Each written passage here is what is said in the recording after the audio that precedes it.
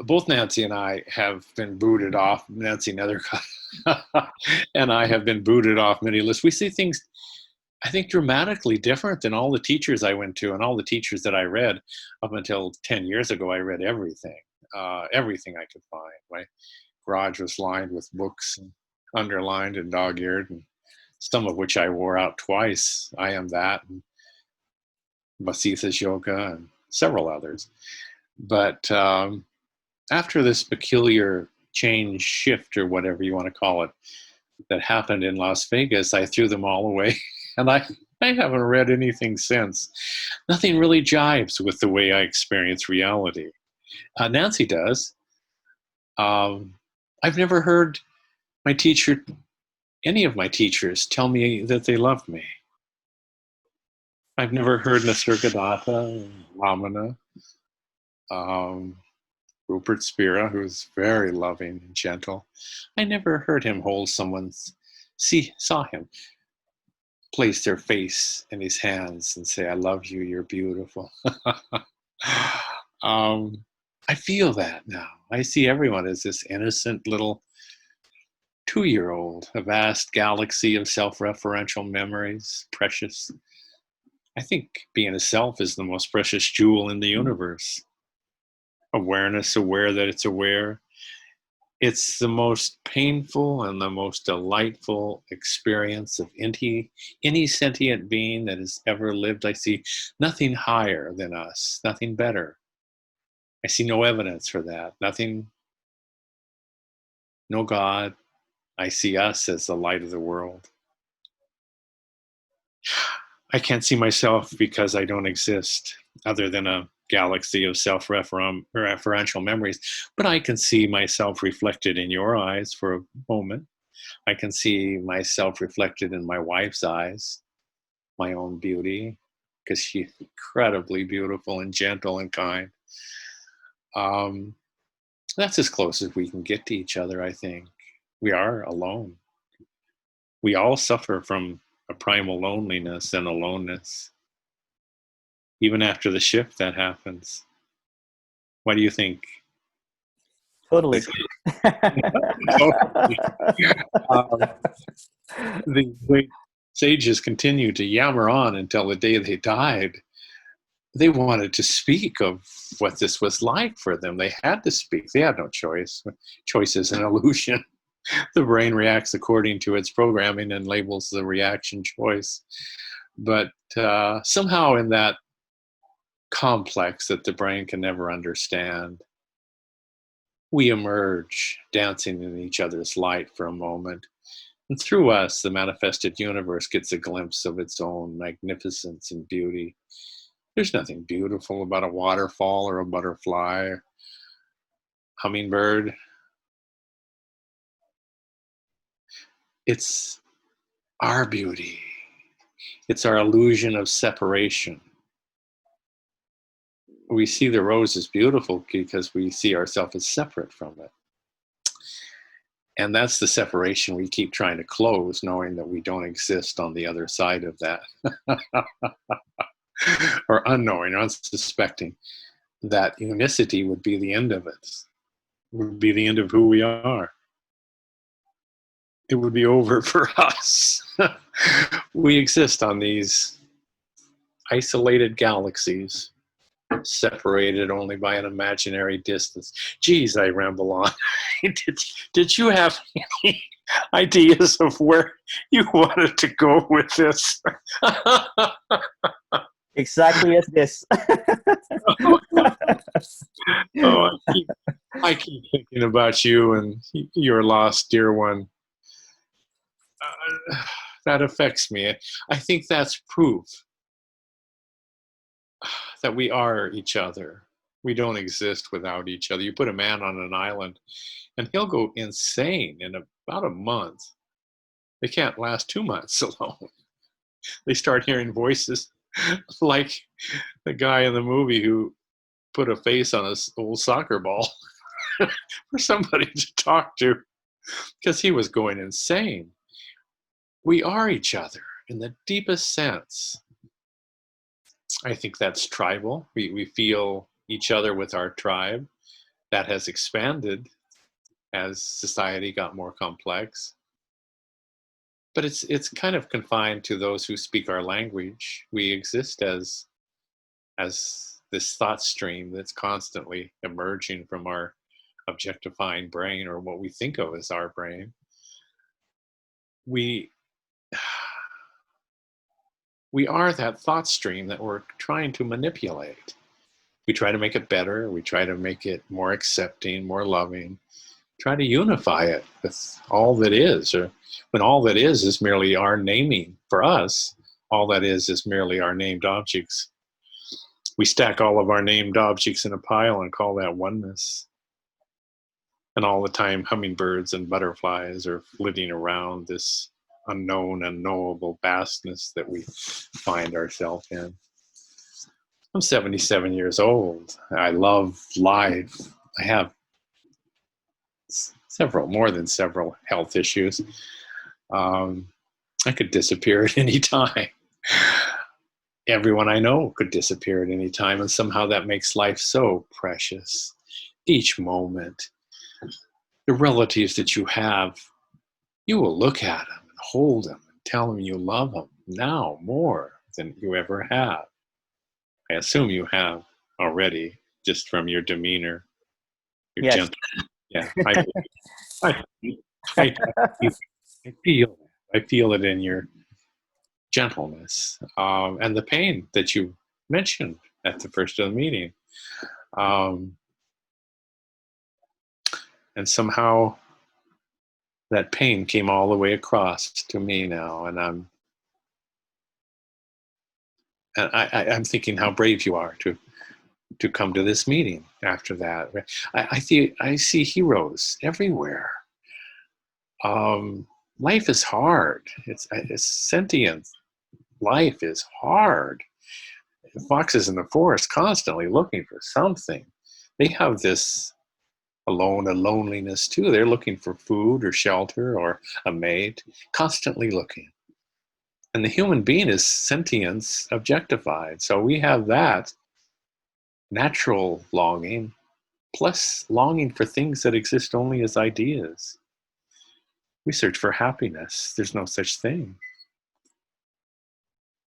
That feeling we get when we step into a new car, the smell, the feel, the driving, the new wheel, that lasts for about 45 minutes.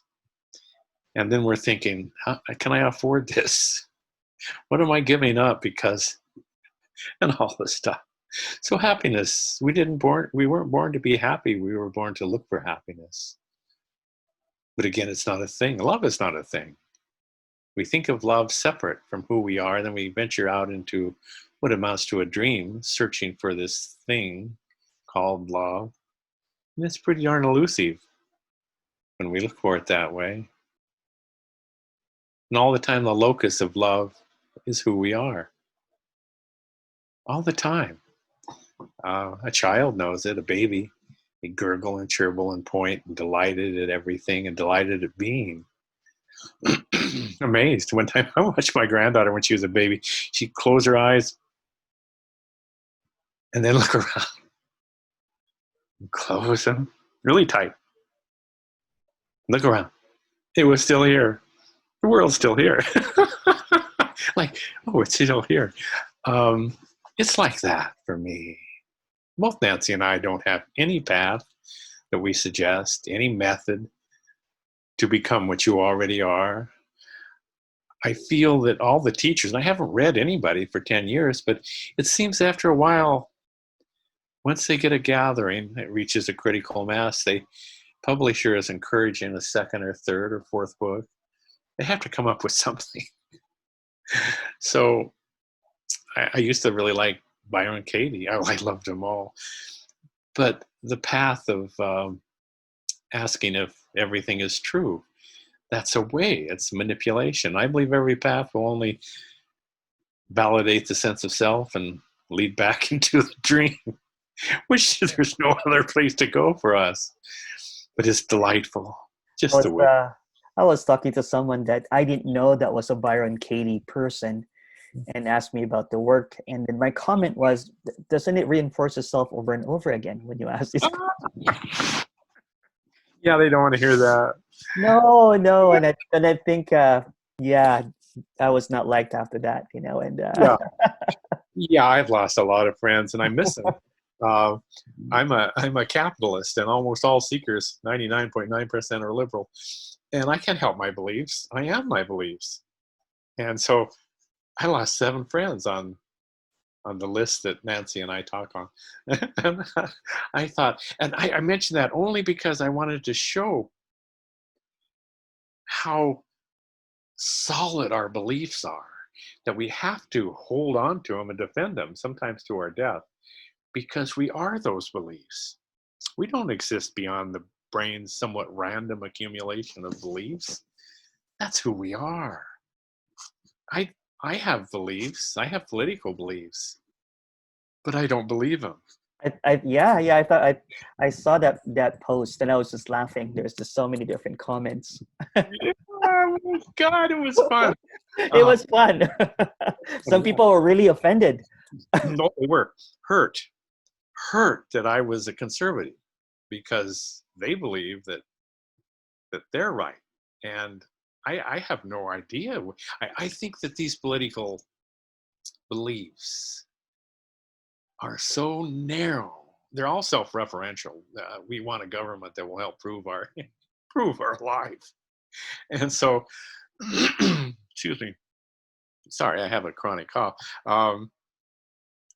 Every belief system is survival. It's about what will make life better for us.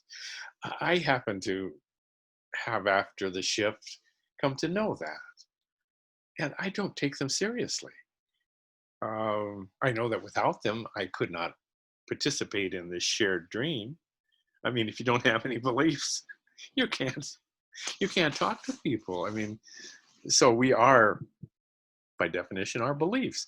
So people really want to defend them because without them, they sense that they would cease to exist, and indeed they would. But it cost me 7 friends, and I got almost at least 4 times in that post. I said, "Gee, this post. I never post about what I'm writing about. This post was really," and I rarely explain a post unless somebody really asks. And so I would say, this post really isn't about my political beliefs. It's about belief structures and how solid they appear to us and how real and how true. Our definition of truth and reality happens to coincide with our belief system. That's our definition of reality. If it coincides with how I believe the world is, that's the truth and that's reality. Um, it's possible to live in 2 worlds, one of this incredibly quiescent center, the eye of the storm. I call it the eye, the capital I of the storm, the incessant swirling of self-referential beliefs, hopes, fears, doubts, memories, all of this stuff that's galaxies of billions of data points that create this hologram of self. In this swirling collage of galaxy, in the center emerges this dancing hologram of I am. And it thinks, or the brain thinks of itself as being this incessant rough brain chatter. And sometimes it gets tired of that. It'll try to stop it. I tried for 10 years.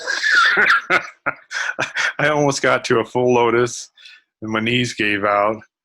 And one time I slipped into a vortex for a millisecond. And I have no idea what happened. But it lasted way less than a millisecond. And I tried the next 5 years to get back to there. I wanted it to happen again, but the brain evidently had built up protections for that, and I never got back. I don't know what I would have done if I did get back. Probably blip right out again. Here I am, wasn't I, is what they call that. You've probably heard that 100 times.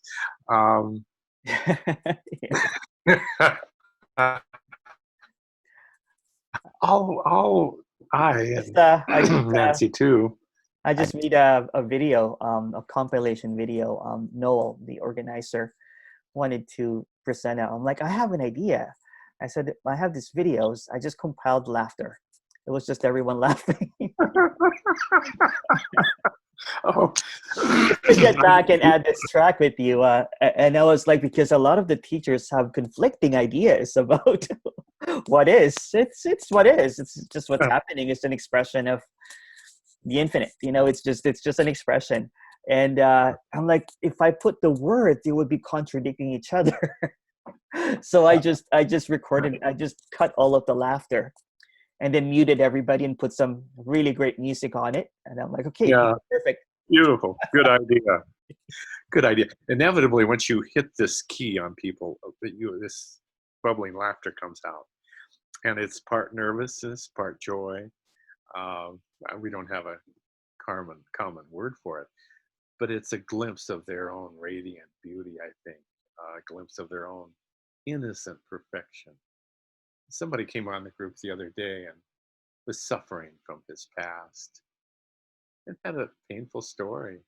And I was looking at him like I do people with like 2-year-olds with dimples in their hands. A little boy who wandered off on the wrong path. It wasn't his choice. Um, I told him I loved him. It took a while, and finally he said, "I love you too." And that's the wall. That's the wall we break when we look at each other with those loving, the mother's gaze, for lack of a better word. The walls come a tumbling down. There's no defense against it. I'm safe at 77 when I look at women with these eyes. They don't misunderstand me. I think women have to be careful who have this love light. Men can misunderstand that. But I'm safe. Nobody misunderstands me. They haven't yet. And if they were, I have ways of dodging that. I worked at a house for battered women, and they will use sex to manipulate them. That's what they learn. They learned it from their fathers and practice it on their husbands.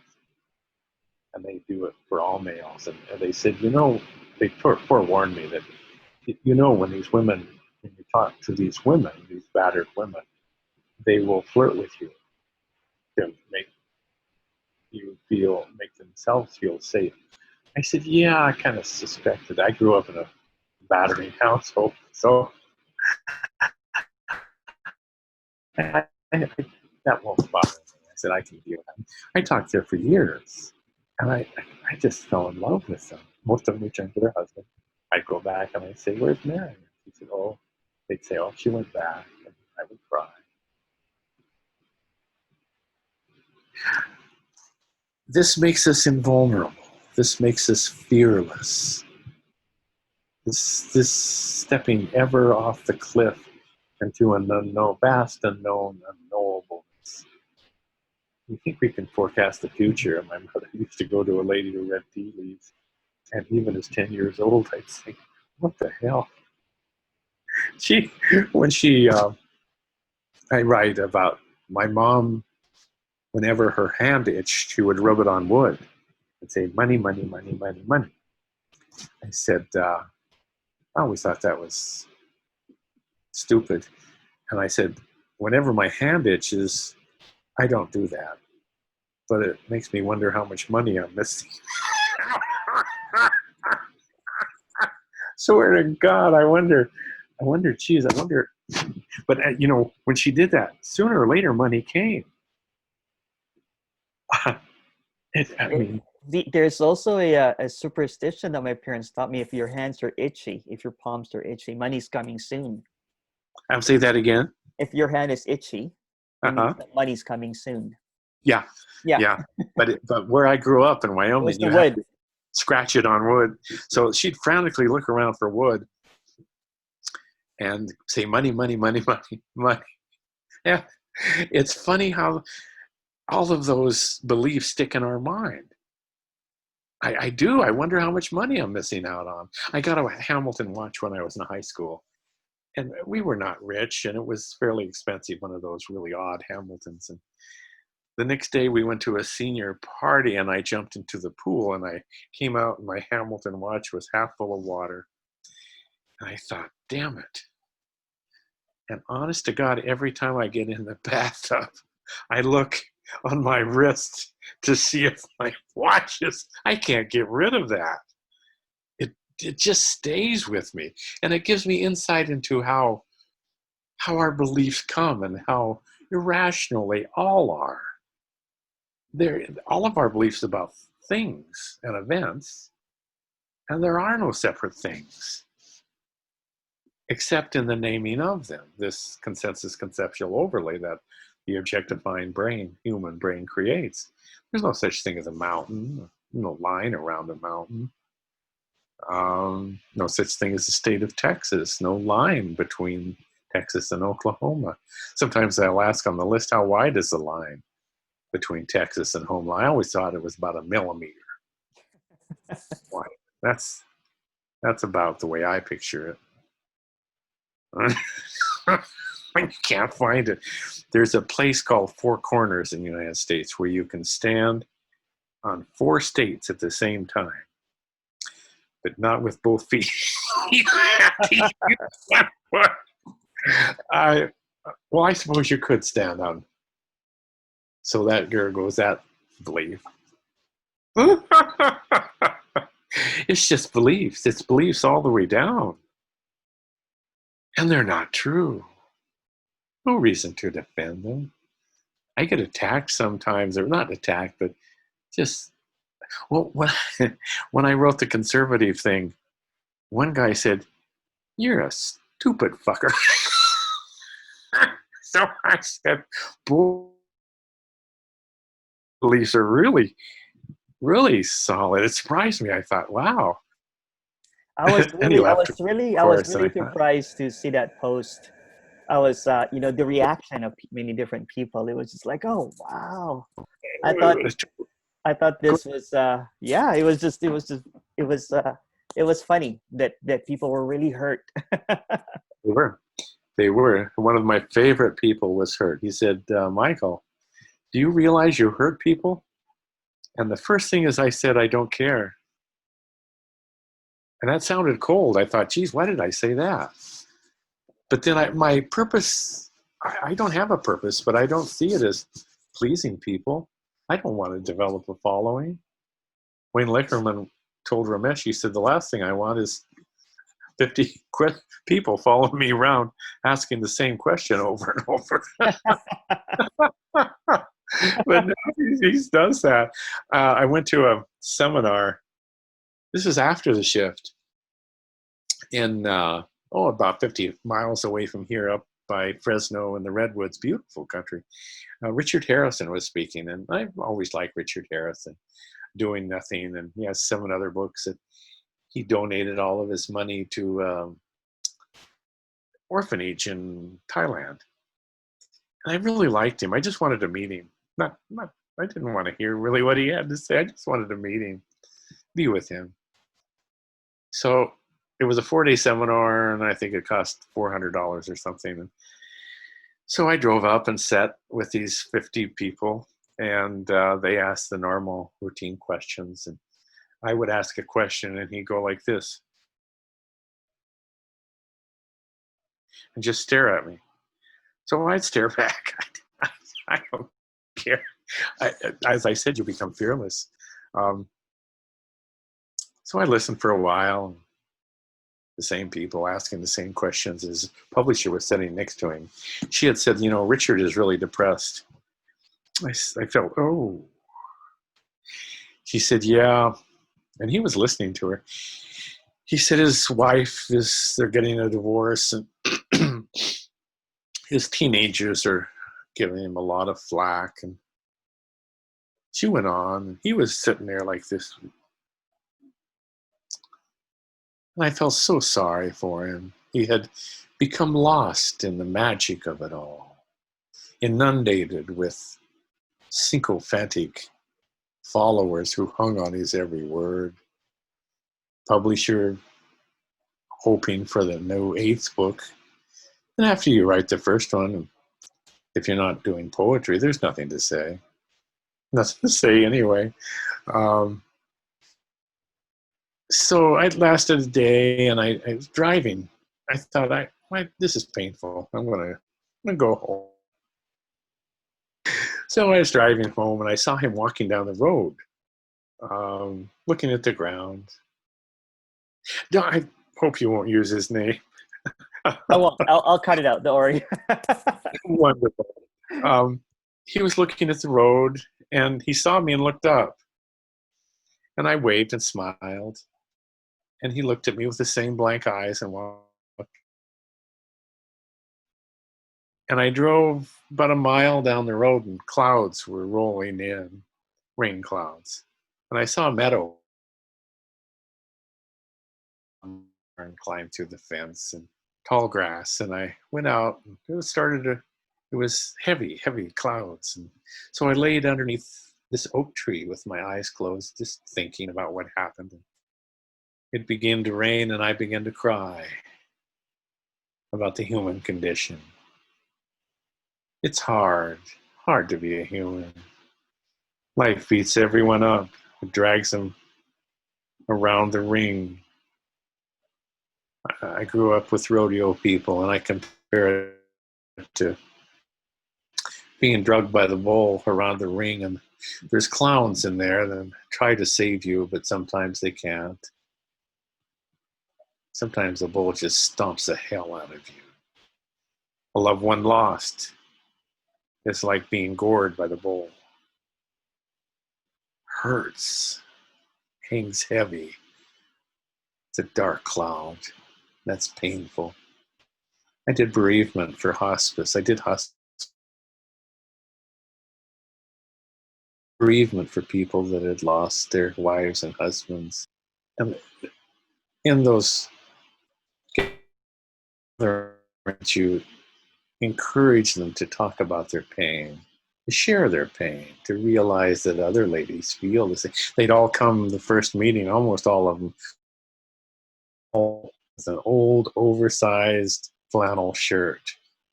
And someone would say, "That's your husband's, isn't it?" And they'd say, "Yes, it is." And then some bond starts to form, and the facilitator finally starts to say nothing. And sometimes they break down and sob, and tears and snot, and sob like all of the pain they felt all their whole lives. The loss of their husband is just the last straw. And nobody hands them a Kleenex. Nobody tries to them. It may last 2 or 3 minutes. Everyone sits there patiently and waits. It's really cleansing and wonderful and human. It's beautiful. I love being privy to the human experience. I saw an old man who had to be in his late 90s, leaning up against a cart in Home Depot. And he was just leaning over it. And on the music they were playing, "It's a lovely weather for a sleigh ride together," Bing Crosby or something from our time, his and my time. And so he was moving. The thing was, he was leaning over so much. My first impression was to say, "Hey," or not "Hey," but "Do you need help?" And I do that quite a few times. That fearlessness comes. And they'll say yes or no. Somebody getting crippled who's getting in and out of a car with a wheelchair, say, "Can I help you?" Most of the time, no, but thank you. And sometimes they say yes. And that's more fun. But anyway, I went up to him, and before I could say, "Can I help you?" I could see he was moving to the music. He was just soaking it in. And I could feel his memories of a literal sleigh ride. A girl that he loved, or maybe with his family. 90 years old, you had sleighs. I had sleighs in Wyoming. A sleigh ride together with you. It's lovely weather for a sleigh ride together. But he was lost in his memories, and I thought, oh God, that is so beautiful. But that's the humanness. You're sharing the loss of a loved one. That's our humanness. Me slipping into not your grief, but it's the grief of humanity, the grief of all of us. Hurts. I don't think other animals feel that. I know that they miss something. I've seen horses gather around a dead horse. Elephants seem to. Elephants, yeah. Yeah, yeah, maybe elephants. But I don't think they know that they're missing something. Yeah, That requires the objectifying mind. that's right. That's right. In this last grieving, I used to bottle things up, and when grieving happened before, but now it was just pouring. It was beautiful. I'm like, oh wow, this is really deep. There's a depth to grieving. Um, I, Oh, I think a lot of us, especially when you grow up, boys don't cry. You're told not to hold it together. But when I saw my mom crying, for her baby sister, that's her baby sister, one of my favorite aunts, and of course it was just, she looked at me and she was actually probably proud that I was crying with her and not holding it in like I used to. yeah, there's nothing better to share with each other than our tears. Um, the gap never will close, but it seems to get closer when we cry together. No one will go to the movie theaters with me anymore because if it's sad, I don't care anymore. I suspend belief and drift into the movie and cry deeply if a child is lost, if a husband is lost, and anybody. I feel this human grief we share. I feel the joy too. Someone on the list will write and say, I feel like I'm standing up on a horse galloping with my arms out. And I think, I know how that feels. It's sharing the joy of being human. It's sharing compassion and it's sharing. I call it humanness. When somebody goes to Mashti, I want to hold my hands short distance apart and say, I salute the humanness in you. I see nothing higher than the human brain, nothing better.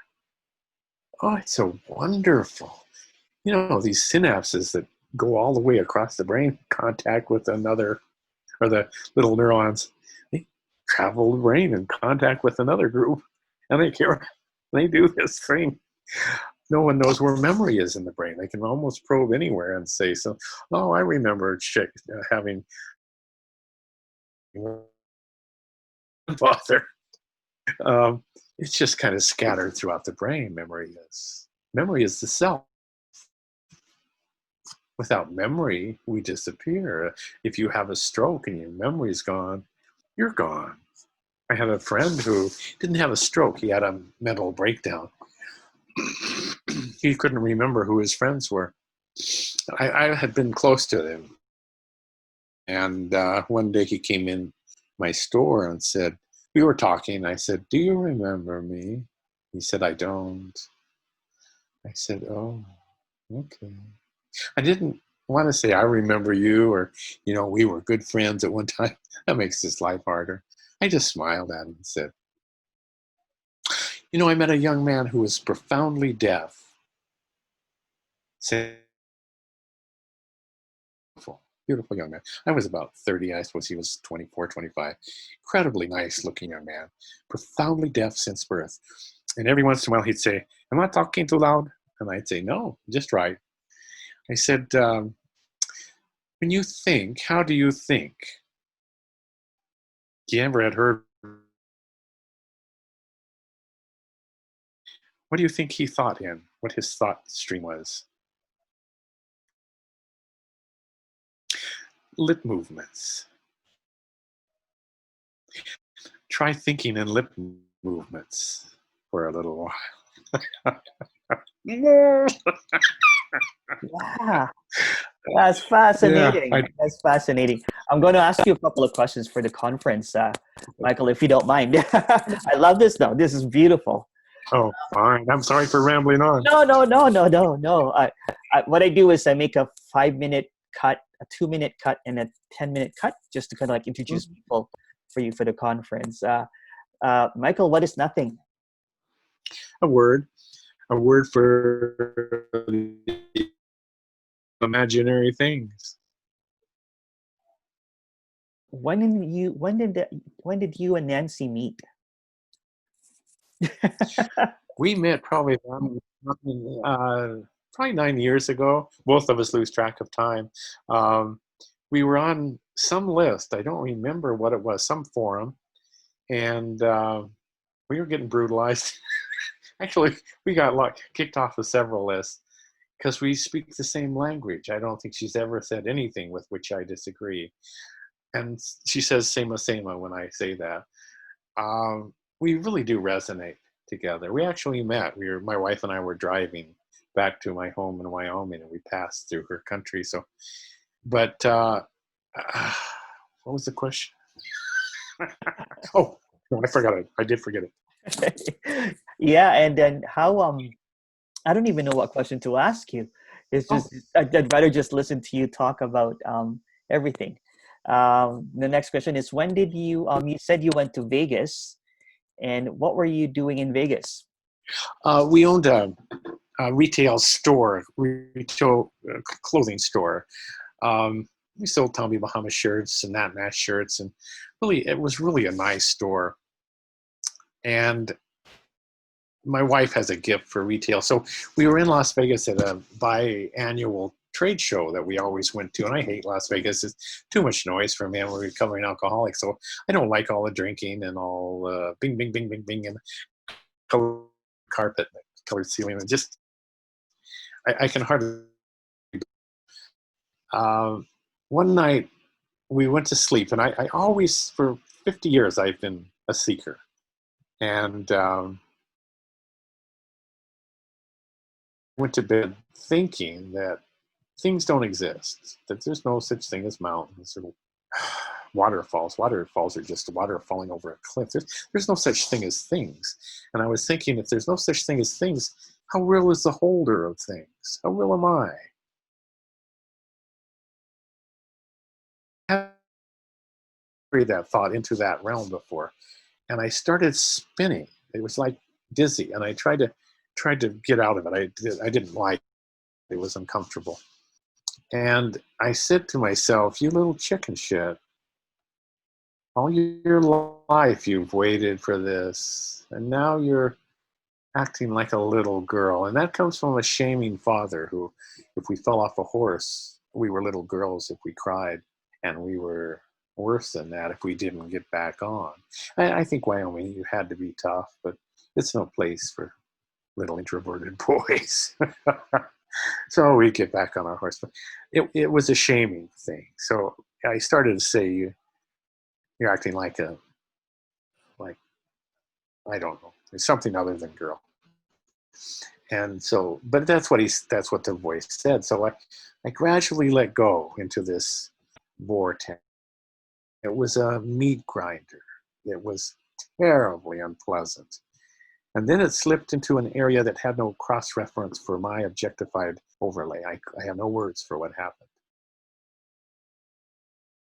In the morning, I woke up, I was weeping. Soft. I said, I don't know. I did know. I knew that this was it. I knew that this was the mind of Ramana, Nisargadatta, Wai and Ramesh, and Sankara, you name them. This was it. There was no doubt, and there was no place for doubt to arise. Nancy and I say that because that's the only words that come close. I was trying to find the words to tell my wife that I was gone, that I wouldn't be coming back, but I didn't. As we were driving to the show, I loved Las Vegas, the green grass, the water fountains. I passed an iron gate. I saw a dog. I thought, oh, that dog is following a person. He's so beautiful. It was like I think I've never had a hallucination, but it was like that, but better. It was me that was having it. And it lasted throughout, actually, until this very moment. It hasn't gone away. The wonder of simply being, the joy and awe and wonder of simply being. Um, it's become livable. It was hard then because I couldn't talk about it. I think they call that bench time, park bench time. Yeah, yeah. I think I told you about that. I went to an island and did my bench time. You know, Oh, sweet. Yeah, beautiful. I love it. Oh, man. Um, I did the castaway thing. I love the sound of your voice. Oh, thank you. I do. Is there something other than Canadian accent in there? Oh yes, Is there something other than? I was born in the Philippines, so I came. Oh, I love the combination. Yeah, yeah. It has a twang to it. Not a twang, but a, I don't know what it is. I don't have a word for it. I thought, gosh, I like that. It's a flavor. The flavor. That's the word I was looking for. Yeah, that's the word. Like, it's like fusion cooking. It It is. explodes in your brain. I came back to Toronto because my mom, when I came to visit her on Christmas, she asked me, "Can you stay? Can you I need help." She had brain cancer and she was having a hard time walking, so her left side is a bit weak. So every day we walk, Yeah, and I'm relearning the language all over again. So sure. she's giving me a new word per day, and it's just a really fun walk with her walker. So it's just there comes a time in a son's life or a child's life that you have to take care of your parents. This is the time for me for that. It's Oh, really beautiful, and I'm so happy that I'm not um before the shift. It was completely different. It was just madness before. You know what I mean? oh, these moments are gold, and actually every moment is. But when you think of the love, I mean, I can tell how loved you were. I mean, it shows. So this mother, probably a young woman, had this baby boy, and she spent 25 years with him constantly on her mind. And even now he's on her mind 24 hours a day. Uh, grew to be a most delightful man. Her legacy is wonderful. And for you to spend this time with a mother, it won't be 24 years, but it'll be devoted and loving. I used to hold my son's face in my hands and tell him I loved him. I would always love him. I thanked him for being my son. I didn't care if he robbed banks. I didn't care if he was gay. I didn't care. Whatever he did, I would be there for him. I always would love him. I'll back him up. Call me at 3 o'clock in the morning. I'll be there. And he grew up to be the most secure human I've ever known, the most gentle and loving father. He never disciplines the kids. The mother does that. He says, I don't know, hon. Ask your mom. But she loves doing it. She's good at it. She'll listen to him. Sometimes she says yes, and sometimes she says no, but I've never heard anybody complain when she says no. She really gets down to their level. That's beautiful, Michael. That's really beautiful that you did that Oh, with your son. Yeah. well, I can see a mother raising you in the same love light. Yeah, she did. She did. Oh, She did. She had 9 siblings, so they were really close and very very tight knit family. And there's only 5 left in there. oh, A lot of them died from old age and normal stuff. And and and then I was watching them on Zoom just last week when they were closing the casket, because we can't be there. And then I saw three of her sisters and my mom and my uncle crying at the same time. It was just beautiful. It was just so deep. The love is so deep. Um, and just to experience that, it's I used to my brother didn't want to attend it because he's afraid of these emotions. And of course, it's we're in our society, we're a little bit closed up, to Yeah. show vulnerability. And then to see that with my mom, and I did take the time. It was good for me to take the time off and just stay in bed and do those kind of things, and not have to be perky all the time like I used to. And then sadness still comes, and sadness is beautiful. It should not be avoided. It Yeah. should be welcomed. But this conference is keeping me busy now, which is great. Just got back, I think, just last week. Nancy is so loving. I love Nancy. Oh, I do too. She's love and light, and genuinely who she's one who is fearless. I just, her laughter and love of life, and how much she loves her husband. And I, but I see that I truly in everyone I meet. I go grocery shopping, or if I go to Target and I go to the hardware store. One lady, she must be my age. She's tall and blonde and beautiful, and when she sees me, she comes running up to me and gives me a kiss on the mouth. And she just loves me. She's got a husband that she loves. She's thrilled to see me. I used to make little heart and hand tokens. And they're really nice. They're heavy, made out of pewter, and I would hand them to somebody that really, really hit my heart. I would give one to you if I could right now. I would hold your hand and Thank look. you. Oh, um, send me your address. Yes, I will. Wonderful. But one time I gave one to her because she was just so nice. And now when I look around to that store, when I used to go into stores, I can't now. I look around, if I don't see her, I'm sad.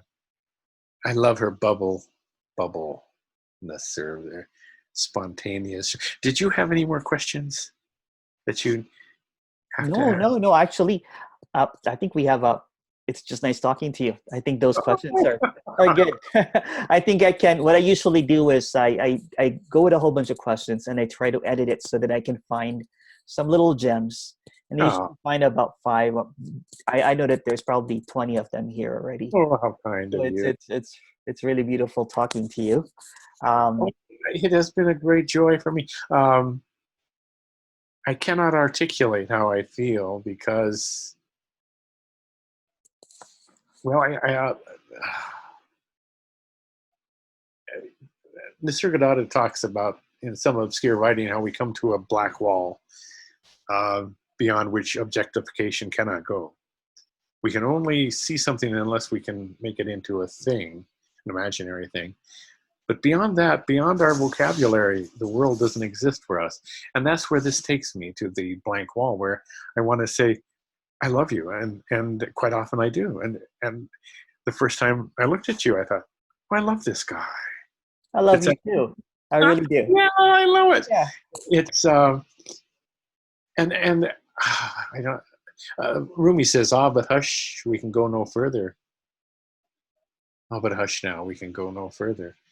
It gets to that point, and then you just sit and look at each other's magnificence. Sometimes in the Zoom that we have, I'll look at somebody and somebody will mention something and somebody else will be crying. And I look at them and I think, oh, something's opening. I don't see it as the light pouring in. I see it as the light pouring out into this shared pool. We are each other. We are the light of the world. We're That the is. best. Um, are you going to be at the meeting to the Zoom later on today? Yeah, I You am. are. Okay. I'm going to try my best. The time that I keep on missing it is because it's my mom's dinner time. Always, yeah. So we'll try to eat early tonight. And I really want to see you there, Nancy. And that would be wonderful. yeah, but I have another meeting coming up in 8 minutes. Oh no, another interview. Yeah. Thank you so much. I could listen to you for hours. Oh, I could listen to you for hours. I would love to hear the next meeting and just listen to it. That's this thing is. I don't know. It's like an artesian well. Once it's open, yeah, it's our shared humanness. It is. It happens with men and women. I love women and I love men. I love being a man. I just love it all. Lovely talking to you. I know you. Lovely talking too. We'll do this again soon, and I'll message you. Well, please send my love to your mom. I will. Thank you. I appreciate that. Don't forget your address. I won't. I'll send that to you right away. All right. Take care. Oh, see you soon. Bye-bye. I love you. Bye-bye. Love you. I salute you. Yeah.